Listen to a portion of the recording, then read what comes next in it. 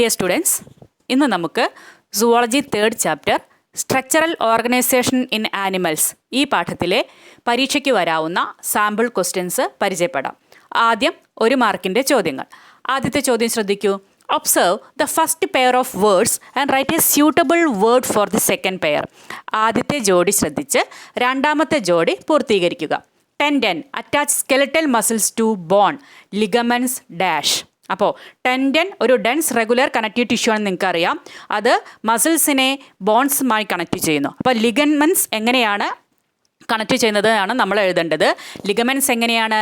It connect or attach bone to another bone. 2 എല്ലുകളെ തമ്മിൽ യോജിപ്പിക്കുന്ന കണക്റ്റീവ് ടിഷ്യൂ ആണ് ഏത്? ലിഗമെൻറ്റ്. അടുത്ത ചോദ്യം. Intercalated discs are found in dash. Intercalated disc നമ്മൾ മസിൽസ് പഠിക്കുമ്പോൾ, ടൈപ്സ് ഓഫ് മസിൽസ് പഠിക്കുമ്പോൾ പഠിച്ചിട്ടുണ്ട്. ഇത് ഒരു പ്രത്യേക തരം മസിലിനെ ഒറ്റ യൂണിറ്റായി പ്രവർത്തിപ്പിക്കാൻ സഹായിക്കുന്നതാണ്. എവിടെയാണ് ഇത് കാണപ്പെടുന്നത്? കാർഡിയാക് മസിൽസിൽ, ഹൃദയപേശികളിലാണ് ഇൻ്റർകലേറ്റഡ് ഡിസ്ക് കാണപ്പെടുന്നത്. അടുത്ത ചോദ്യം. Observe the first pair of words and write a suitable word for the second pair. ആദ്യത്തെ ജോഡി ശ്രദ്ധിച്ച് രണ്ടാമത്തെ ജോഡി പൂർത്തീകരിക്കുക. എന്താണ് തന്നിരിക്കുന്നത് നോക്കൂ. Upper lip of cockroach labrum. Lower lip of cockroach എന്ത് പേരാണ് ലോവർ ലിപ്പ് ഓഫ് കോക്രോച്ചിന് പറയുന്നതെന്നാണ് അവിടെ എഴുതേണ്ടത്. എന്താണ് അറിയപ്പെടുന്നത്? ലാബിയം. അപ്പോൾ ലോവർ ലിപ്പ് കോക്രോച്ചിൻ്റെ ഏത് പേരിൽ അറിയപ്പെടുന്നു? ലാബിയം. അടുത്ത ചോദ്യം. Observe the first pair of words and write a suitable word for the second pair. എന്താണ് അവിടെ രണ്ടാമത്തെ ഭാഗത്ത് നമ്മൾ എഴുതേണ്ടത് എന്നുള്ളത് ശ്രദ്ധിക്കുക. Human binocular vision. കോക്രോച്ചിൻ്റെ വിഷന് പറയുന്ന പേരാണ് നമ്മൾ എഴുതേണ്ടത്. കോക്രോച്ചിൽ ഒമാറ്റിഡിയ എന്ന് പറഞ്ഞ സെൽസ് കാരണം ഒരു പ്രത്യേക വിഷനാണ് കോക്രോച്ചിൻ്റെ വിഷൻ അറിയപ്പെടുന്നത്. ഏതാണ് പേര്? Mosaic vision. അടുത്ത ചോദ്യം. Name the 2 fluid connective tissue. ദ്രാവക രൂപത്തിലുള്ള 2 കണക്റ്റീവ് ടിഷ്യൂ നമുക്ക് പഠിക്കാനുണ്ട്. അതേതാണെന്നാണ് അറിയേണ്ടത്.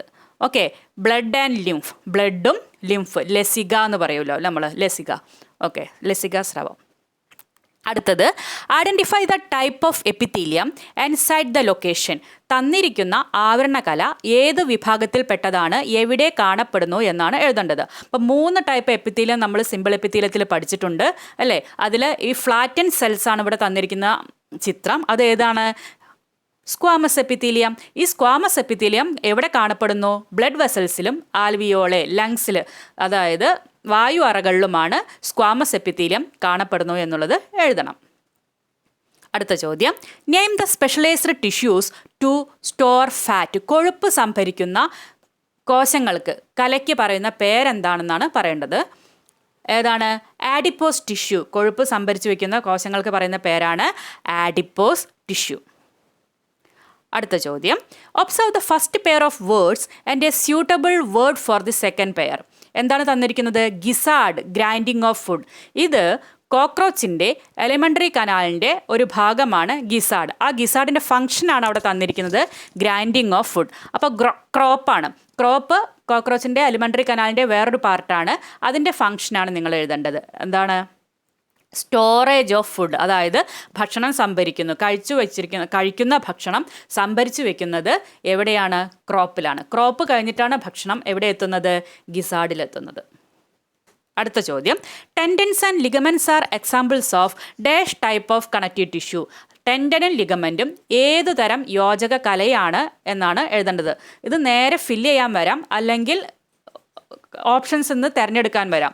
അപ്പോൾ എന്താണ്? ഡെൻസ് റെഗുലർ കണക്റ്റീവ് ടിഷ്യൂവിൽ പെട്ടതാണ് ടെൻഡൻസും ലിഗമെൻറ്റും. ഇനി നമുക്ക് 2 മാർക്കിൻ്റെ ചോദ്യങ്ങൾ നോക്കാം. ഓക്കെ, അപ്പോൾ 2 മാർക്കിൻ്റെ ചോദ്യങ്ങൾ ആദ്യത്തേത് ശ്രദ്ധിക്കൂ. മാച്ച് ദ ഫോളോയിങ് ആണ്. ചേരുംപടി ചേർക്കാൻ. Column A, column B. Column എയിൽ തന്നിരിക്കുന്നു crop, gizzard, Malpighian tubule, hepatic caeca. ഇത് 4ഉം കോക്രോച്ചിന് അലിമെൻ്ററി കനാലായിട്ട് ബന്ധപ്പെട്ടുള്ള ഭാഗങ്ങളാണ്. അപ്പോൾ അതിയുടെ ഫംഗ്ഷനാണ് കോളം ബിയിൽ മാറി തന്നിരിക്കുന്നത്. Grinding of food, storage of food, secrete digestive juice, പിന്നെ എക്സ്ക്രീറ്ററി ഓർഗൻ. ഓക്കെ, അപ്പോൾ അതാത് ഏത് ഭാഗത്ത് വരുന്നു എന്നുള്ളത് നോക്കാം. ആൻസർ ശ്രദ്ധിക്കുക. ക്രോപ്പ്. എന്തിനാണ് ക്രോപ്പ്? സ്റ്റോറേജ് ഓഫ് ഫുഡ്, ഭക്ഷണം സംഭരിച്ചു വെക്കാൻ. ഗിസാർഡ് എന്തിനാണ്? ഗ്രൈൻഡിങ് ഓഫ് ഫുഡ്, അതായത് കഴിക്കുന്ന ഭക്ഷണത്തിനെ ഡൈജഷന് വേണ്ടി ഗ്രൈൻഡ് ചെയ്യാൻ, അരയ്ക്കാൻ വേണ്ടി. മാൽപീജിയൻ ട്യൂബ്യൂൾ അലിമെൻ്ററി കനാലുമായിട്ട് കണക്ട് ചെയ്ത് കാണപ്പെടുന്ന കോക്രോച്ചിൻ്റെ വിസർജന അവയവമാണ്, excretory organ. Hepatic caeca ഗിസാർഡിനോട് ചേർന്ന് കാണപ്പെടുന്ന ഫിലമെന്റ് ലൈക്ക് സ്ട്രക്ചറാണ്. ഇറ്റ് സെക്രീറ്റ് ഡൈജസ്റ്റീവ് ജ്യൂസ്, ദഹനരസം ഉൽപ്പാദിപ്പിക്കുന്നു. അപ്പോൾ ക്ലിയർ ആയിട്ടുണ്ടാകും. അപ്പോൾ 4 എണ്ണം കറക്റ്റായിട്ട് എഴുതി കഴിഞ്ഞാൽ 2 മാർക്ക് കിട്ടും. അടുത്ത ചോദ്യം ശ്രദ്ധിക്കുക. മിക്കവാറും എല്ലാ പരീക്ഷയ്ക്കും ചോദിക്കാവുന്ന ഒരു ചോദ്യമാണ്. ശ്രദ്ധിക്കൂ.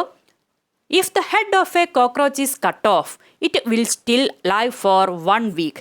Evaluate this statement. അതായത് കോക്രോച്ചിൻ്റെ തല മുറിച്ചു കളഞ്ഞാലും ഒരാഴ്ചയോളം കോക്രോച്ച് ജീവിച്ചിരിക്കുന്നു. അപ്പോൾ എന്താണ് ഇതിന് കാരണം എന്നാണ് നമ്മൾ എഴുതേണ്ടത്. അറിയാലോ, in cockroaches A small part of the nervous system is present in the head region. Rest of the nervous system is present in the ventral side of the body. അതായത് കോക്രോച്ചിൻ്റെ തല ചെറുതാണ്. ആ ചെറിയ തലയിൽ നെർവസ് സിസ്റ്റത്തിൻ്റെ ഒരു ചെറിയ ഭാഗം മാത്രമേ നിൽക്കുന്നുള്ളൂ. ബാക്കി major part of the nervous system എവിടെയാണ്? ശരീരത്തിൻ്റെ വെൻട്രൽ സൈഡിലാണ്. അതുകൊണ്ട് തന്നെ തല കട്ട് ചെയ്താലും ശരീരത്തിൻ്റെ മറ്റു പ്രവർത്തനങ്ങളെ നിയന്ത്രിക്കുന്ന ബ്രെയിനിൻ്റെ മിക്കവാറും ഭാഗം വെൻട്രൽ സൈഡിലായ കാരണം ഇതിൻ്റെ ജീവൻ ഒരാഴ്ചയോളം നിലനിൽക്കുന്നു. ഇതാണ് നിങ്ങൾ എഴുതേണ്ട ഉത്തരം. ഇനി അടുത്ത ചോദ്യം. In an informal discussion in your class, your friend made a comment that Malpighian tubules are the kidneys of cockroach. How will you evaluate this statement? അതായത് നിങ്ങൾ ഒരു ഫ്രണ്ട് ഒരു കമൻറ്റ് പറയാണ്. എന്താണ്? കോക്രോച്ചിൻ്റെ കിഡ്നിയാണ് മാൽപീജിയൻ ട്യൂബ്യൂൾ. ആ കുട്ടി പറയുന്നത് ശരിയാണോ എന്നാണ് നിങ്ങൾ എഴുതേണ്ടത്. അപ്പോൾ നിങ്ങൾ എഴുതണം this statement is correct. Yes അല്ലെങ്കിൽ ദിസ് സ്റ്റേറ്റ്മെൻറ്റ് ഈസ് കറക്റ്റ്. ഇനി എങ്ങനെയാണത് നമ്മൾ സാധൂകരിക്കുക? Kidney is the excretory organ of man and Malpighian tubules are the excretory organ of cockroach. എളുപ്പമാണല്ലോ. കിഡ്നി എന്ന് പറയുന്നത് മനുഷ്യൻ്റെ വിസർജന അവയവമാണ്. അതുപോലെ തന്നെയാണ് മാൽപീജിയൻ ട്യൂബ്യൂൾസ് കോക്രോച്ചിൻ്റെ വിസർജന അവയവമാണ്. അതുകൊണ്ട് കോക്രോച്ചിൻ്റെ കിഡ്നിയാണ് ഏത്? മാൽപീജിയൻ ട്യൂബ്യൂൾ എന്ന് നമുക്ക് പറയാം. ഇനി അടുത്ത ചോദ്യം ശ്രദ്ധിക്കൂ. Identify the figures A and B. Write any 1 characteristic feature of A and B. ഇപ്പോൾ 2 മസിൽസിൻ്റെ പിക്ചറാണ് എയും ബി ആയിട്ട് കാണിച്ചിരിക്കുന്നത്. ഏത് ടൈപ്പ് മസിൽസ് ആണെന്നാണ് നിങ്ങൾ എഴുതേണ്ടത്. അതിൻ്റെ പ്രത്യേകതകളും എഴുതണം. വളരെ എളുപ്പമുള്ള ചോദ്യമാണ്. നമ്മുടെ NCERT ടെസ്റ്റിലുണ്ട്, ഇതിൻ്റെ ഫിഗേഴ്സ് ഉണ്ട്, ശ്രദ്ധിക്കുക. എ ഏതാണ് വരിക? സ്കെലറ്റൽ മസിലാണ്. ബി കാർഡിയാക് മസിലാണ്. സ്കെലറ്റൽ മസിൽ എന്ന് പറഞ്ഞാൽ ഐശ്ചിക പേശി എന്ന് പറയാം. കാർഡിയാക് മസിൽ ഹൃദയപേശി. ഈ സ്കെലറ്റൽ മസിലിൻ്റെ ഒരു പ്രത്യേകത നിങ്ങൾക്ക് എന്താ അറിയാം? വോളണ്ടറി, നമ്മുടെ ഇഷ്ടത്തിനൊത്ത് ചലിക്കാൻ പറ്റുന്നവയാണ്.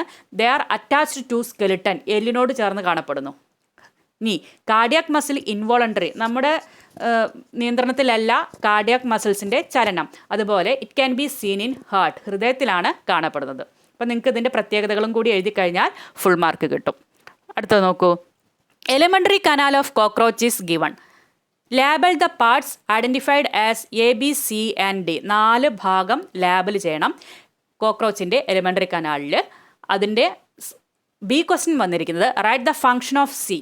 ആ സി എന്ന് പറയുന്ന ഭാഗത്തിൻ്റെ ഫങ്ഷനും എഴുതണം. നോക്കൂ. എ എന്താണ്? Crop. B button like structure gizzard. C hepatic caeca. Then D Malpighian tubules. ഇനി സിയുടെ ഫംഗ്ഷനാണ് ബി ക്വസ്റ്റ്യൻ ആയിട്ട് ചോദിച്ചിരിക്കുന്നത്. എന്താണ് function? Hepatic caeca producers digestive enzymes, ദഹനരസം ഉൽപ്പാദിപ്പിക്കുന്നു. അടുത്തത് select the connective tissue from the following and write 1 character or function of each tissue. താഴെ 4 ടിഷ്യൂസ് തന്നിട്ടുണ്ട്. ആ ടിഷ്യൂവിൽ 2 കണക്റ്റീവ് ടിഷ്യൂ ആണ്. അത് ഏതാണെന്നുള്ളത് നിങ്ങൾ എടുത്തെഴുതണം. Areolar tissue, neural tissue, adipose tissue, cardiac tissue. ഇതിലേതാണ് കണക്റ്റീവ് ടിഷ്യൂ ആയിട്ട് വരുന്നത്? ഏരിയോളാർ ടിഷ്യൂവും ആഡിപ്പോസ് ടിഷ്യൂവും. ഇനി അവയുടെ ഒരു പ്രത്യേകത കൂടി എഴുതാൻ പറഞ്ഞിട്ടുണ്ട്. അപ്പോൾ areolar tissue supports framework for epithelium. It can be seen beneath the skin. അതായത് ത്വക്കിന് താഴെയായി കാണപ്പെടുന്ന കണക്റ്റീവ് ടിഷ്യൂ ആണ് ഏരിയോളാർ ടിഷ്യൂ. ഇനി adipose tissue, it stores fat beneath the skin. ത്വക്കിന് താഴെ കൊഴുപ്പ് സംഭരിച്ചു വയ്ക്കുന്ന കോശങ്ങളാണ് ഏത്? Adipose tissue. അടുത്ത ചോദ്യം, in cockroaches a special mode of vision is noticed. A. Write the type of vision in cockroach. B. Name the specialised cells that perform vision in cockroach. ഇതും മിക്കവാറും പരീക്ഷകളിൽ ആവർത്തിച്ചു വരുന്ന ചോദ്യമാണ്, ശ്രദ്ധിക്കുക. കോക്രോച്ചിൽ കാണപ്പെടുന്ന പ്രത്യേകതരം കാഴ്ചയ്ക്ക് പറയുന്ന പേരും ഇതിനു കാരണമായ കോശങ്ങൾക്ക് പറയുന്ന പേരുമാണ് നമ്മൾ എഴുതേണ്ടത്. കോക്രോച്ചിൽ കാണപ്പെടുന്ന പ്രത്യേകതരം കാഴ്ചയ്ക്ക് പറയുന്ന പേരാണ് മൊസൈക്ക് വിഷൻ. ഈ മൊസൈക്ക് വിഷൻ ഉണ്ടാകാൻ കാരണം കോക്രോച്ചിൻ്റെ ഓരോ കണ്ണിലും ചെറിയ ചെറിയ സെൽസ് ഉണ്ട്. ഷഡ്ഭുജാകൃതിയിലാണ് ഇതുള്ളത്. ആ കോശങ്ങൾക്ക് പറയുന്ന പേരാണ് ഒമാറ്റിഡിയ.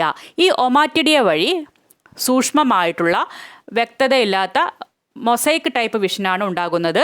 അപ്പോൾ ആ മൊസൈക്ക് വിഷന് കാരണമാകുന്ന കോശങ്ങൾക്ക് പറയുന്ന പേരാണ് ഒമാറ്റിഡിയ. ആൻഡ് ലാസ്റ്റ് ക്വസ്റ്റ്യൻ ശ്രദ്ധിക്കൂ. ഒരു മാച്ച് ദ ഫോളോയിങ് ആണ്. 2 കോളം തന്നിരിക്കുന്നു. കോളം എയിൽ labrum, labium, hypopharynx, mandible. Column ബിയിൽ cutting mouth part, upper lip, lower lip, tongue. ഇനി ഇത് മൗത്ത് പാർട്സ്, കോക്രോച്ചിൻ്റെ മൗത്ത് പാർട്സ് ആണ്. അവിടെ ഫംഗ്ഷനാണ് ബി കോളത്തിൽ തന്നിരിക്കുന്നത്. അത് കൃത്യമായിട്ട് എടുത്തെഴുതുക. Labrum, upper lip, labium, lower lip, hypopharynx, tongue, mandible, cutting ചെയ്യാൻ സഹായിക്കുന്ന മൗത്ത് പാർട്ട്. അപ്പോൾ റെഡിയായല്ലോ? ഓക്കെ. അപ്പോൾ ഇതോട് കൂടിയിട്ട് ഈ പാഠത്തിലെ ക്വസ്റ്റ്യൻസ് നമ്മൾ പ്രധാനപ്പെട്ടതൊക്കെ പരിചയപ്പെട്ടു കഴിഞ്ഞു. ഇതിൽ മിക്കവാറും ചോദ്യങ്ങൾ നമ്മുടെ അടുത്ത് വരുന്ന എക്സാമിന് ഉണ്ടാകും. അപ്പോൾ നന്നായി പഠിച്ച് നല്ല മാർക്ക് സ്കോർ ചെയ്യുക. Okay, bye. Thank U.